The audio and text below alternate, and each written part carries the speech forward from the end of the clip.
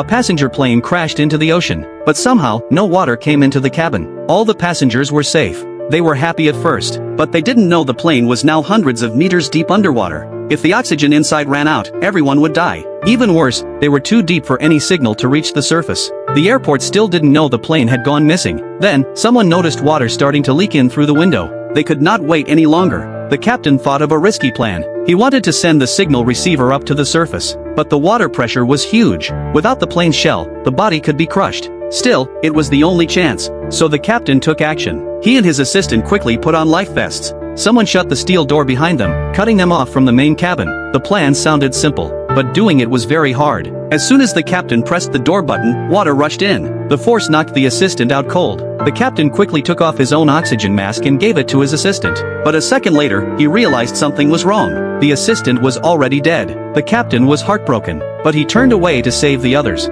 He swam to the door and opened his backpack. The signal receiver floated up fast, but now the captain was in danger. He had no way back, so he swam upward with all his strength. Just before passing out, he reached the surface. He climbed onto a raft and hit the emergency button. At that moment, a nearby Navy ship doing training received the distress signal. They rushed to help and pulled the captain aboard. He told them many passengers were still inside the plane under the sea. The ship's captain sent out the rescue team right away. After searching, they finally found the plane. But the rescue was very tricky. The sea pressure was too high. If they cut open the plane, water would flood in, killing everyone. So they came up with a new idea. Use water's buoyancy to lift the whole plane. There was no time to lose. They passed lifting straps under the plane. Each strap was tied to a giant balloon. Then they connected air pumps to the balloons. Everything was ready. At the captain's command, they started the pumps. Air filled the balloons. Slowly, the plane began to rise. But the shaking made the cabin door crack.